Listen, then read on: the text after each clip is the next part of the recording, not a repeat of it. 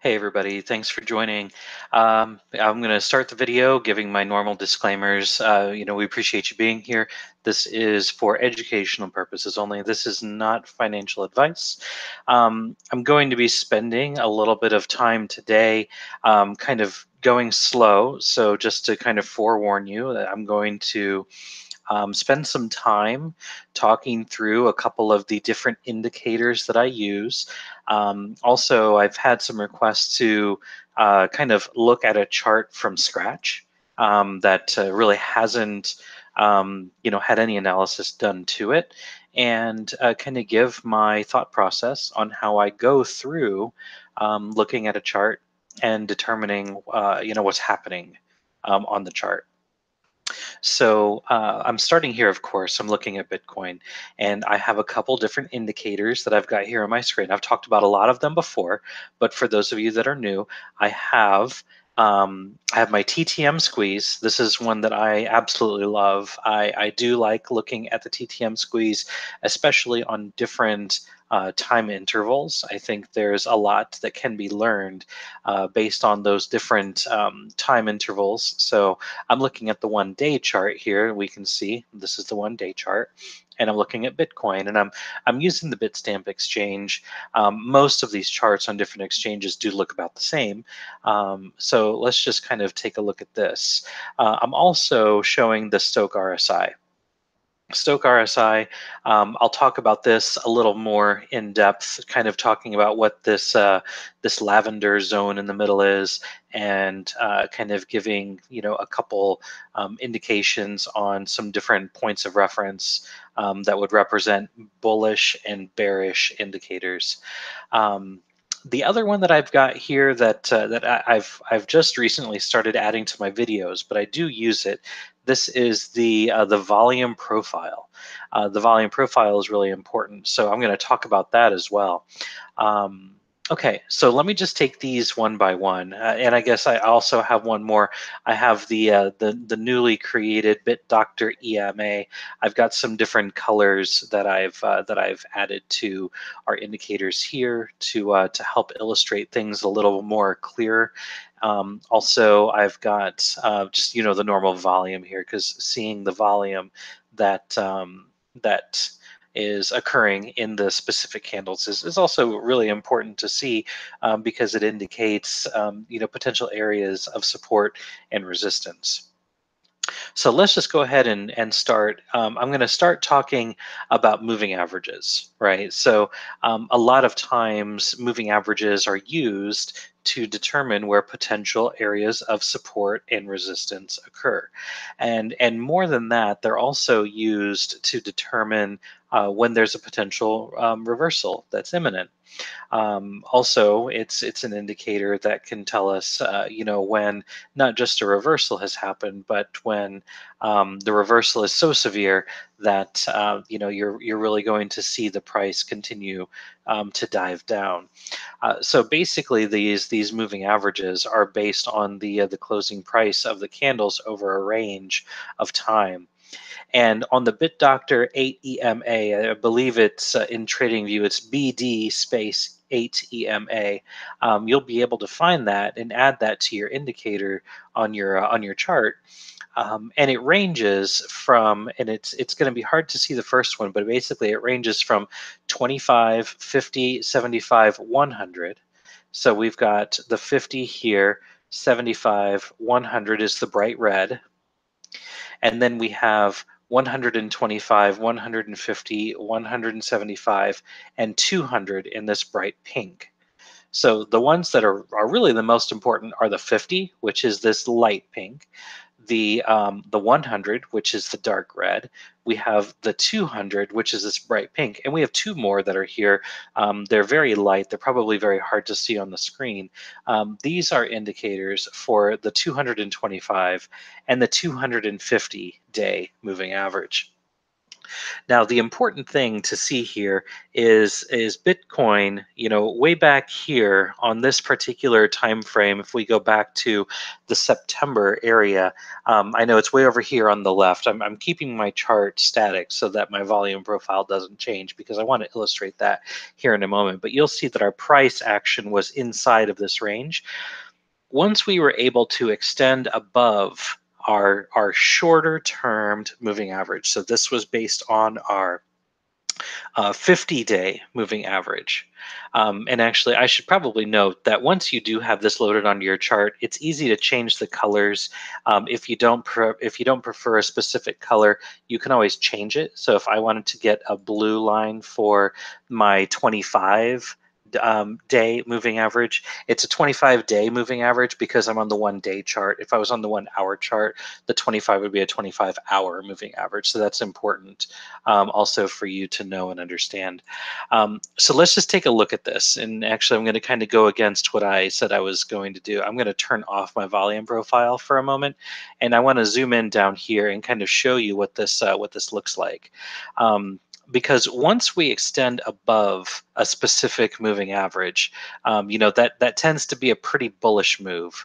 We did see some support here. Again, this is at the 100-day. So again, 25, 50, 75, 100 on the 100-day moving average, and we saw support here. You can tell that we pushed through, and then we found some resistance at the 25-day moving average. But once you break above, what a lot of traders do tend to prefer is to do some trading based on these moving averages. So for instance, right here, we crossed and closed on the 1-day chart above our 25-day moving average. So if you were to buy here at, let's say, $4,000, right? So we crossed, we closed. You wouldn't sell until you cross below that moving average. So buying here at $4,000, and then we have the price that went all the way up here. The price went up here. It crossed down at $6,400. So you went from $4,000 to $6,400. Now, of course, did you miss out on this $8,000, almost $8,000 opportunity? Yes, you did. But it all depends on what your trading strategy is. So this candle formation in particular does happen to be a bearish candle formation. It's got a long wick on the top. It's not super bearish because the candle body is actually pretty big. The smaller the candle body is, the more bearish it is. If it's red, it's really bad. So this is an indication showing that we're going to be reversing. This would have been a good place to actually get out. But if you are strictly trading on the moving averages, you can see this would have been a good sell. You would have had some good profits here at this point. Now, to buy back in, we can see here that we have a cross almost at the same area, right? So really, it's no net gain, maybe a little bit of loss depending on where you buy back in. But the fact of the matter is, if this continued to die, it could have gone all the way down here to almost down to $5,000 if it finds support here at the 100-day moving average. Right. So just a good indication on how you can use moving averages in trading. But so if you did sell here at $6,400, and let's say you bought back in at $6,500, right? So you lost $100. Not a big deal, because look at what happened next. So it's a bullish move. We're staying above this moving average. Again, let's just say you bought back at $6,500 because that's approximately where the candle closed. Right? So you would have bought and you wouldn't have sold until it was at $14,700. And basically you would have sold there at $14,700. Maybe you bought back here at $14,700, sold again at $14,700, right? So then down here, it dipped down a little bit. So you would have bought at $14,400, and then you wouldn't have sold again until about $15,000. You would have sold here, and the price action is now below that 25-day moving average. And let's just take a look here. So you're selling at $14,800, $14,900, approximately in that area, right? So again, you do potentially have some losses in this area, but look at what happens when the price does go down. So you would sell here about 15 grand. You wouldn't buy back in until $9,700. You would have sold about $10,000. Um, you would have bought back in approximately there. Then you would have sold right here at about 10,500, and you would have sold and you would have stayed out until approximately $7,500. So again, we're taking a look at the shorter term moving average, which is based on the 25-day moving average. Now, once you get to a shorter term time frame, that does tend to be quicker, right? So you get more into day trading mode. This strategy on the day chart, you would look away, you would have walked away from Bitcoin here on January the 9th, and you wouldn't have had an alert until February 15th. That is over a month later that you wouldn't have had an alert to buy back in. Now, of course, you do have a lot of volume down here. So this is a good indicator when there's a lot of volume that this is a very good indication of a reversal. So that would have been a good area to get back in, right? But if you're strictly trading off of just moving averages, which some people do, you buy back in here at $9,600, you sell at 10,000, you buy back in approximately the same, maybe a little bit of loss, and then you sell up here at about 10,500. You wouldn't have bought back in until down here on this crazy candle. I remember this day very well. You wouldn't have bought back in until you probably wouldn't have caught it. So you probably would have bought in, at about $7,800 to $7,900. So you would have kept that, and you would have sold up here at about $9,000, which is actually approximately where I was giving an indication for everybody to short Bitcoin. It wasn't based on moving averages. This just happens to be a coincidence. I said, we're going down, we're going to get down, we're going to get close to $7,000. It just so happens that we bottomed out at the $7,026.90. So I'd say that's pretty darn close. But if you're trading off of moving averages, you would still be out of the game. You'd still be waiting, right? You would have shorted here at $9,000 or $8,800, whatever it may be. You would be waiting, still waiting for this to cross above this moving average. And right now, this moving average is sitting at about $7,950. It's far from there. It can go back there, and it might, right? So you can see here we've got a slow dive down. We can have a slow dive back up. I guess it's not a dive, it's a drive. But and then at some point, we need volume, right? Our volume is so low. It's absolutely ridiculous the amount of volume that we have here lately. You can see here where we had the big reversal here on February the 6th. I mean, look at that volume. That is so much volume that we had.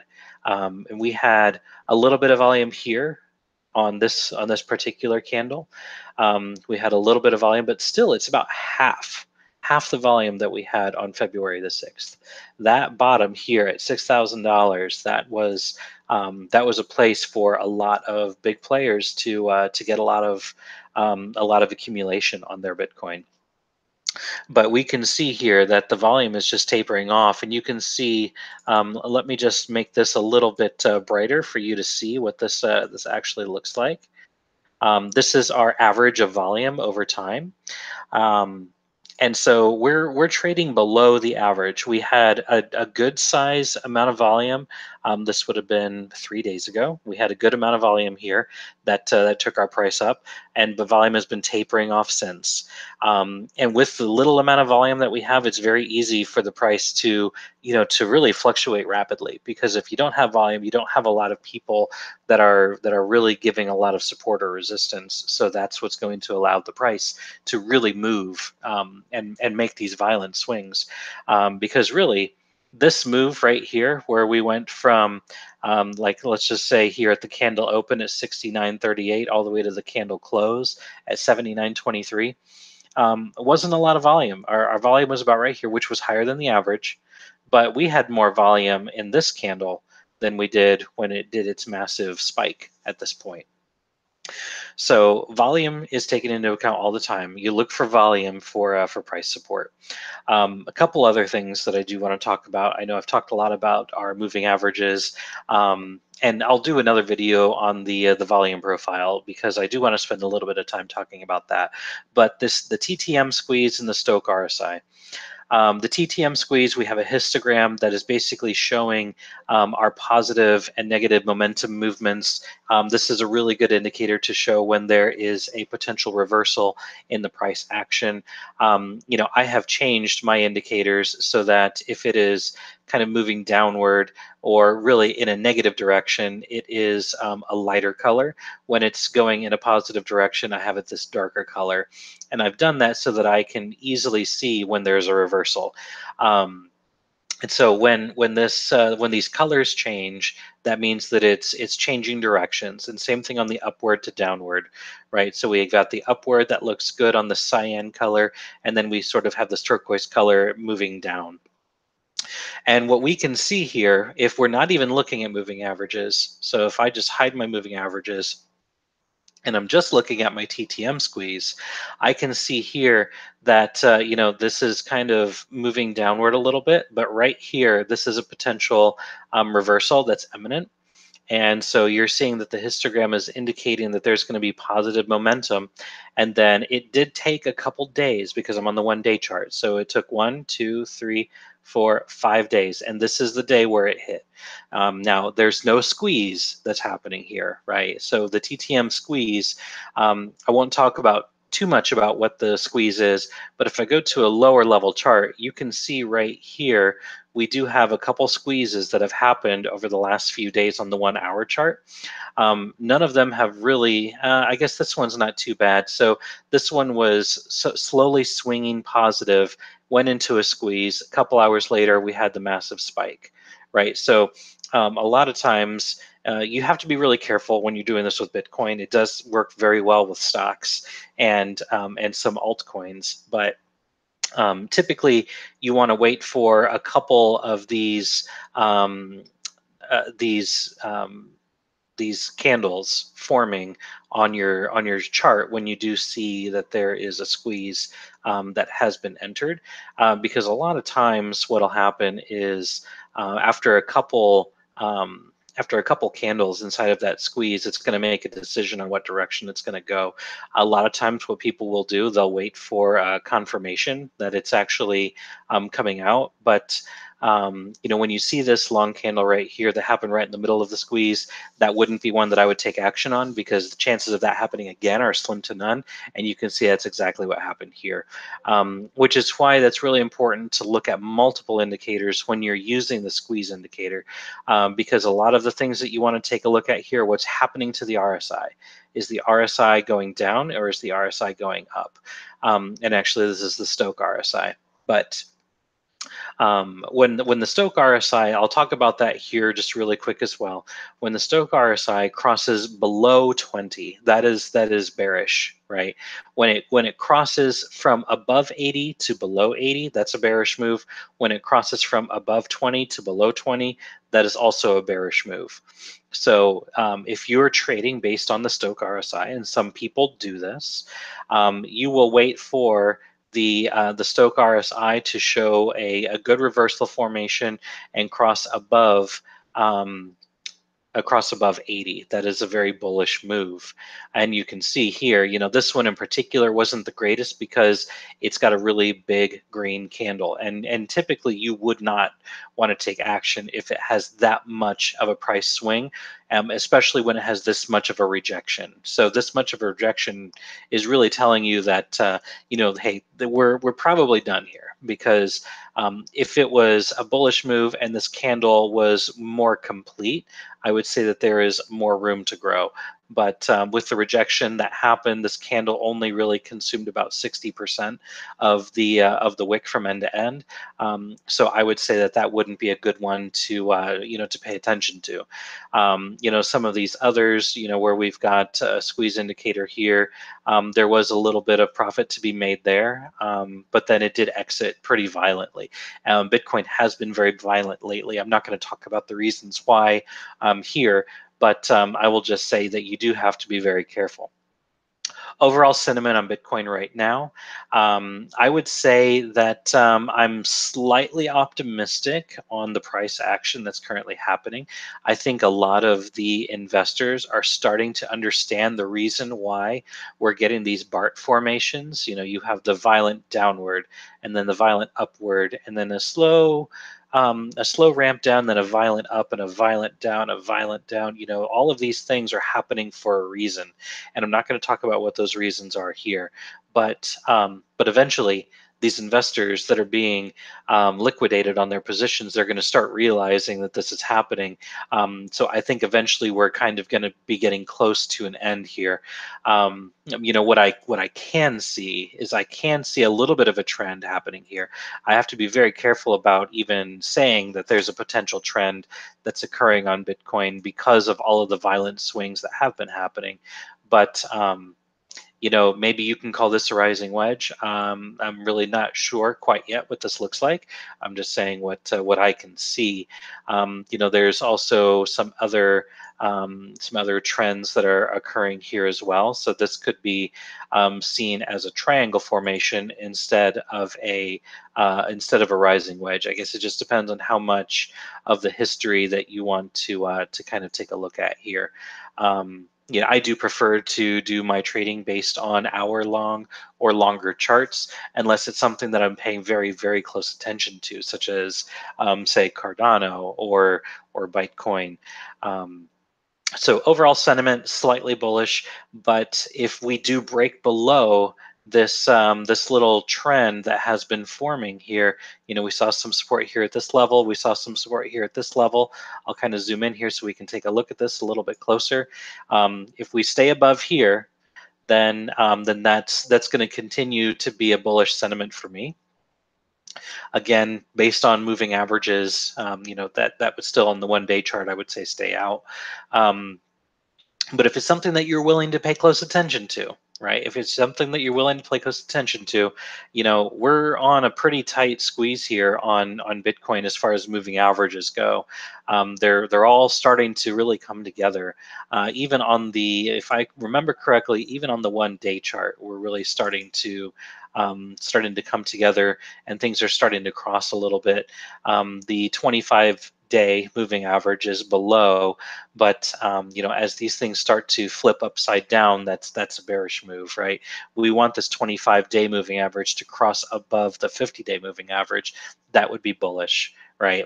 So things are looking to be starting to go in the positive zone. You know, we had some negative momentum and go positive, and basically you can see that we saw the reversal here at about $9,600, right? So that would have been a good point to get out. And then, of course, it went below our moving average that we were kind of discussing a couple days later, but it was still about that same price zone. So we've seen the momentum go down. So naturally, what goes down does come up. And now I'm talking momentum. I'm not necessarily talking price. Theoretically, they all should sort of coincide with each other. But yeah, we did see a decent bump, and then hopefully we're going to see this reversal here. Yeah, decent amount of volume on this candle. So I'm gonna remain slightly optimistic that that 7,000 was the bottom for now. I do believe that as we start to go through the next few days, I'm just going to sort of illustrate this for you all so that you can see something else that I've been paying close attention to, and that is basically this, right? So, you know, back before these charts filled in on the most recent months and such, a lot of these charts were saying, okay, well, here is basically where we are, right? And then once we crossed above that, everybody said, oh, okay, well, we've crossed above 10,700, so now we're going back to $18,000, $20,000. No, no, that didn't happen. We saw a divergence here, and this was a clear indication that there was a reversal. That was a very bearish candle on that particular day, and I talked about it. Long wick, small body, red is worse, and it went down. right? So these are all the different things that you need to pay attention to, that you need to look at. And just because we break a trend line doesn't mean that it's going to be going crazy and going straight up to, an all-time high. I actually think we're probably a long ways away from it. I think that overall for the year we're going to have a good year, but yeah, right now you just have to be really careful and what's going to be happening next. We really don't quite know. So there are a couple different. Indicators that we can use to take a look at this. There is one that I actually do like to use. I like to use the GAN fan, which will kind of give us a good view on where we could potentially see some price action. So I'm going to be taking this from, let's see here. I'm going to go right here from the top to the bottom, and you can see we did find our resistance here. We found a lot of support on the way down, and of course down here at the very bottom we saw our first resistance here, and then we didn't quite make it all the way up to the top here, but we found support on the way down. We went sideways, and basically we're sort of in this area. So if we can figure out a way to break through $8,200, that gives us a lot of opportunity for growth. But right now, we really have to see that happen. I know there's a lot of traders that are sitting out for a number of different reasons, but these are some of the things that we need to sort of keep an eye on. So, as a technical analyst, it's very important to not rely on one indicator. You have to take a look at a number of different things to determine what's going to happen next. And also, it's also important to zoom out on the chart. Maybe take a look at the week chart. What's happening? What's our trend? What are we looking at? And yeah, so we've got a good one hump, two hump, three hump. I've been talking about that for a long time. That's what allowed me to create my short opportunity at about $8,900 or so. Just estimating. I don't have the exact dollar figure in front of me, but volume has been decreasing week by week. And if we don't see volume up above this point where we've got our white indicator line, it's going to be very volatile. That there's no volume. You can see we've had several weeks with just lots and lots of volume, whether it be green or red. There's just a lot of volume. We just haven't had it lately. We had 3 solid weeks of negative volume, and today is now officially Friday. So we've got a good chunk of the week already completed here, and we're still very low in volume. There's hardly any compared to even last week. So it's going to be really interesting to see what happens next. So hopefully this weekend volume will pick up, but we really can't guarantee anything.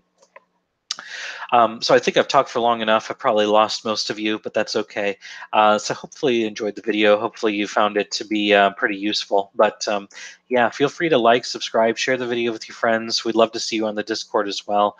Otherwise, I will catch you all back in Discord. And yeah, let me know what you think. Have a good day, everybody.